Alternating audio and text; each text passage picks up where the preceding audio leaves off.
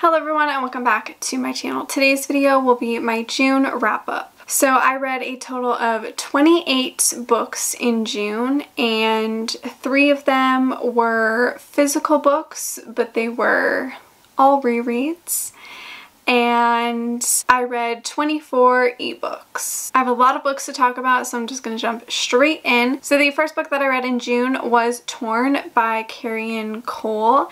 And this I gave 3 out of 5 stars. This was a decent age gap forbidden romance. So this has a 15-year age gap, and the guy is like friends with her dad, and she kind of grew up with him as like sort of an uncle. They've been like super close ever since she was like little, but it wasn't anything like creepy when she was little.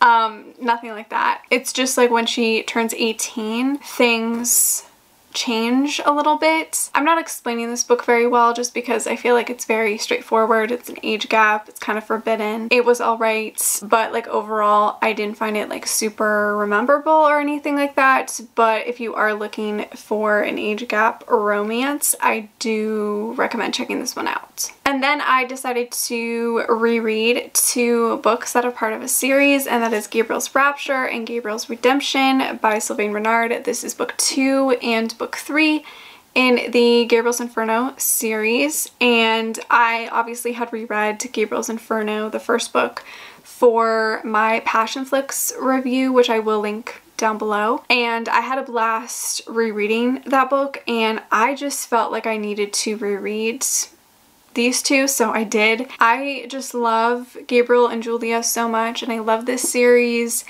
and I'm so happy I decided to reread both of these because I was just in the mood and I hadn't reread them since like 2017, so I wanted to reread them and just fall back in love with Gabriel and Julia. And this series is another age gap romance, and it follows a professor and a student who kind of have this unknown history. It's just such a beautiful story. I feel like I talk about this series a lot, but I gave both of these 4 stars upon my reread, which I think was what I originally rated them when I first read them. Then I read Asher by Carrie Cole, which is book 6 in the Ashes and Embers series. So this is technically not is it a spinoff or the original series to Torn? So this does connect, sort of. This is about the female character's parents. So this is their story, and I was just super interested in their story, so I decided to read this one. I might go back and read the entire series at some point, but I just really wanted to read their story and see how things happened. And this I gave 3 out of 5 stars. I am really happy I read this just because I wanted to know more about the parents, but again, nothing super like rememberable. So this basically follows Asher, who is a rock star, and Ember, who is also part of a female band, and something happens that Ember ends up being in the hospital. Essentially, Ember is in like a coma, and she wakes up and she has no memory of anything, and it's about them falling back in love and dealing with this new reality. It was alright, I did enjoy it, and I am happy that I read it. So then I binged a series that I didn't like, and I don't know why I binged it, but I did, and that is the Goddess Isle series by Pepper Winters. So the first book is Once a Myth, and I gave this 2 out of 5 stars. Book 2 is Twice a Wish.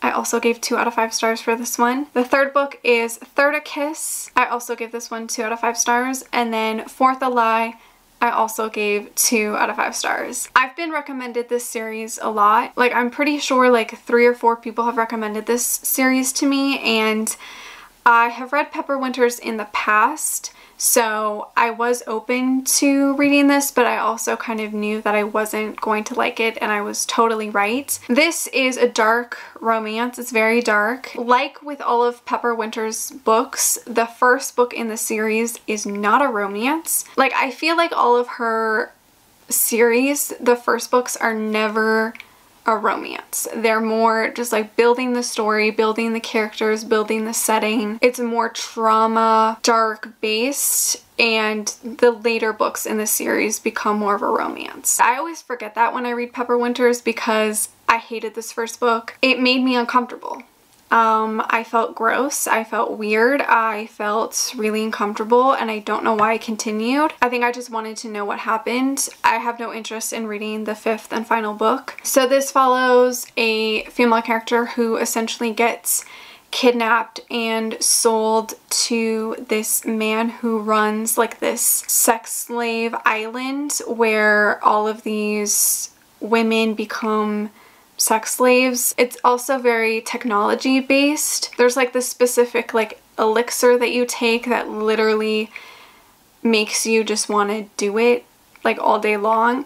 And there's this like other technology thing. I found it a little confusing as well, but that whole elixir thing I hated. It made me super uncomfortable. Like taking away somebody's like will and like somebody's choice and power like over their own body just made me so uncomfortable. When I finished this first book, I was like, why did you guys recommend this to me? I don't like, this is not my type of dark romance. I'm realizing more and more that my type of dark romance is not what Pepper Winters writes. So I just don't think her books are for me. The whole female character's choice was taken away, and that just really bothered me for some reason. I just couldn't deal. And also like the male character just continuously lied to her over and over again and like tricked her into things. And I just hated that. I hated that. I didn't like the series and I don't know why I continued. I think I just wanted to see what happened. Yeah, I think I'm just gonna be more cautious about Pepper Winters, and I don't think her books are necessarily for me. And then I binged another series that I did absolutely love, and that is the Dominator series by Gigi Prince. And I talked about this a little bit in my book haul, but I really loved this series. This is a very, very dark romance.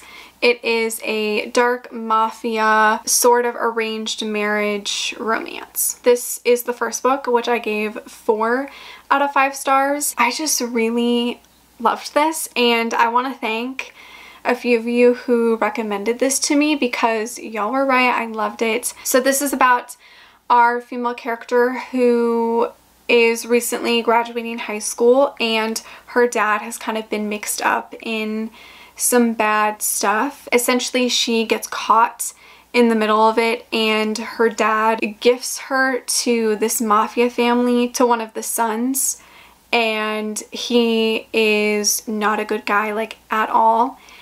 And they supposedly have to get married. I would say if you liked Untouchable by Sam Mariano, you would like this because it has similar vibes in my opinion. Because there is a lot of like hate to love in here. The male character Tommy definitely like bullies her a little bit. I will say like trigger warnings for sexual assault. There's a lot of dubious consent and non-consensual sex scenes. There's like at least I think 1 or 2 specific like rape scenes, so be wary of that. Obviously this is pretty dark, but there was just something about it that I really loved and just wanted to keep reading, and I just really enjoyed this. Like, I don't know, I think it just had all of the things that I like in dark romance. I enjoyed both of the characters and their story and their romance.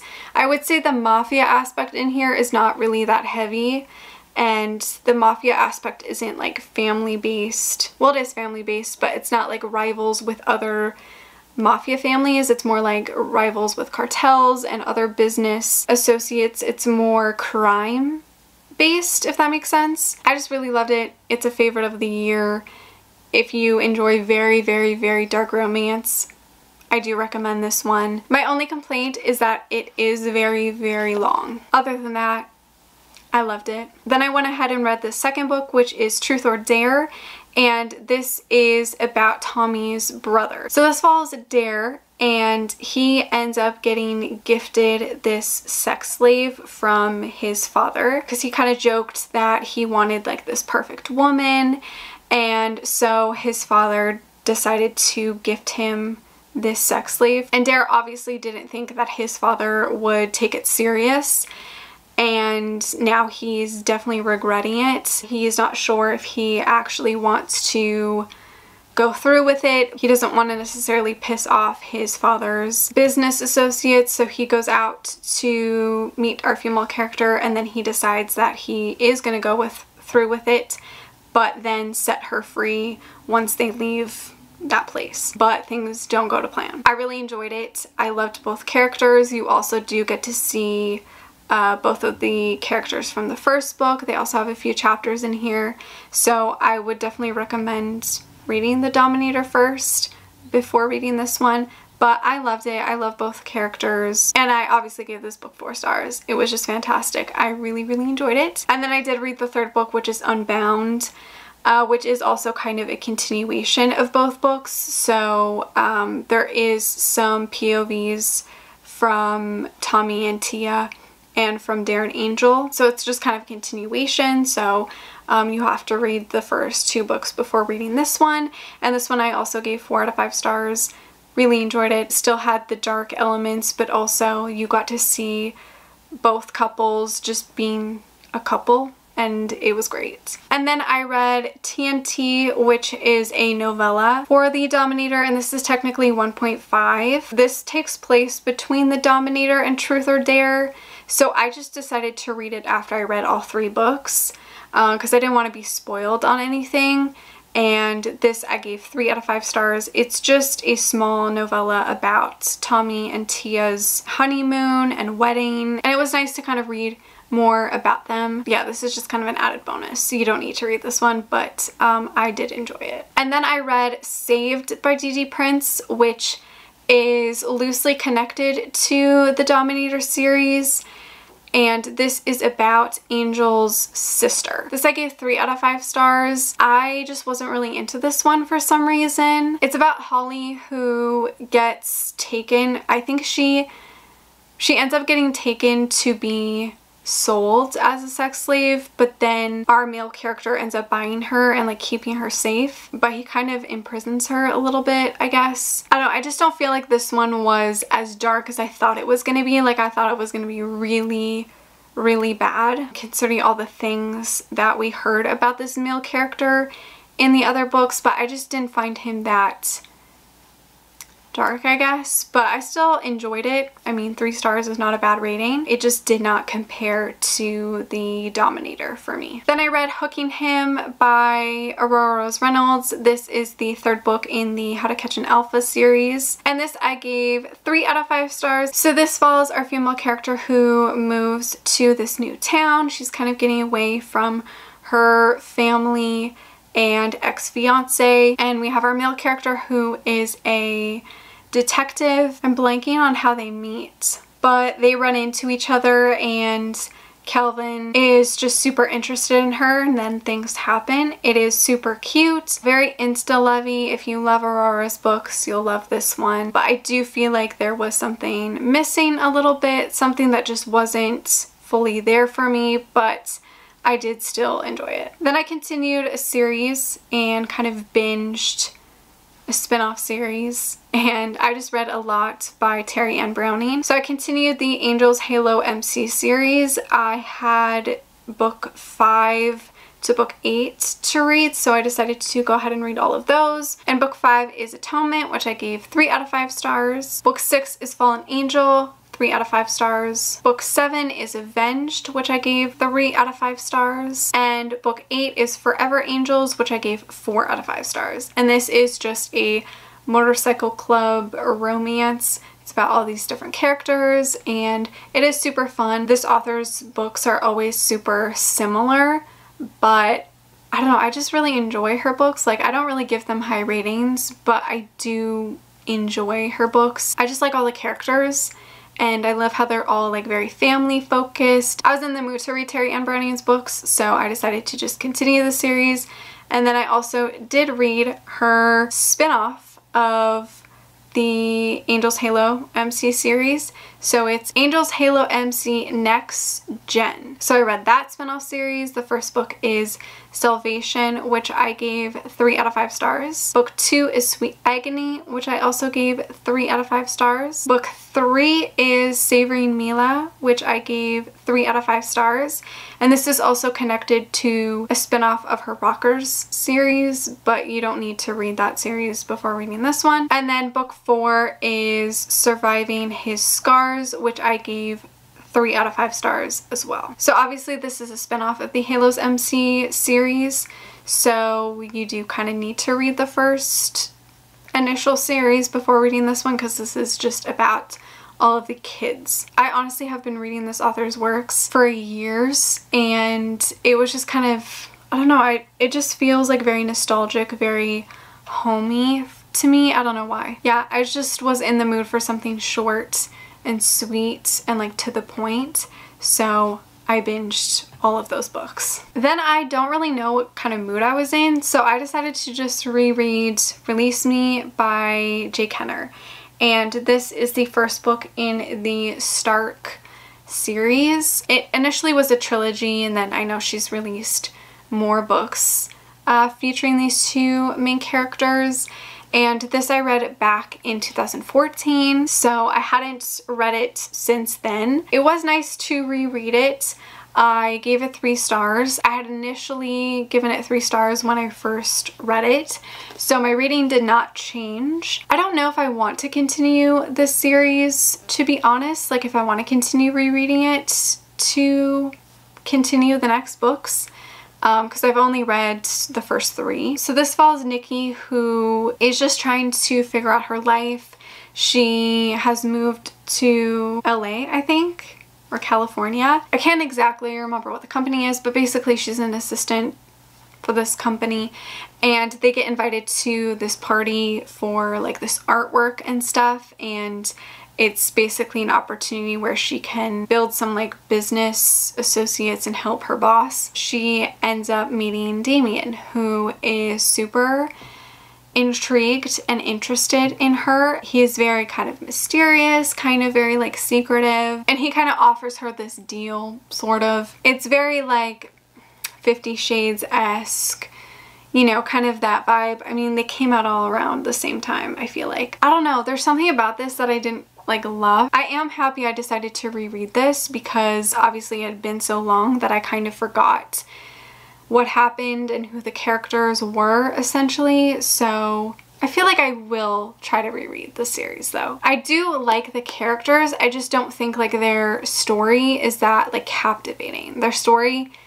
is not that interesting. I do like the female character. She deals with a lot. I will say trigger warnings for like self-harm and stuff. Yeah, I do like the female character. I just don't think I'm that sold on Damien anymore. I just don't find him that intriguing. I don't know. It was good to reread this though. And then I read Struck by Emma Louise, and this is technically book 3 in the Flawed Love series.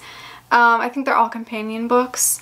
I had seen somebody give this book 5 stars, so I was like really intrigued to read this, so I decided to pick it up. And this is a really sweet single dad romance. It follows our male character, who is kind of a playboy, and one night he discovers that he is a father, and he becomes a father under a really sad circumstance, and his whole world is changed. So he's just adapting to fatherhood, and he owns this gym with his brother, I do believe. They are currently hiring new employees, and they end up hiring this new yoga instructor, I think is what she is. I gave it 3 stars. It definitely was a sweet book, and I did enjoy it. Then I read Holding Mia by Terry Ann Browning, and this is the first book in the Rockers Legacy series, which is a spin-off of her Rockers series. So this is about the kids, and this is Mia's story. This I gave 3 out of 5 stars. This just follows a Mia who goes to college, and she has very overprotective parents, and she's trying to kind of escape from that and do her own thing. She meets this guy who she feels super safe with. Turns out he's hiding a lot. It was another like really quick, cute read from Terry Ann Browning, and I definitely do want to continue the rest of the books in the series at some point, but I think I've had my fill of her books for a while. Then I read Focused by Carla Swarenson, which I gave 3 out of 5 stars, and this is technically a spin-off of the Washington Wolves series, but they're standalone, so you don't have to read that series. I had started the first book and haven't continued yet, but I really wanted to read this one because I've heard amazing things. Like, a lot of people either gave it like 4 or 5 stars, so I really wanted to read it. It follows Molly, who has had this crush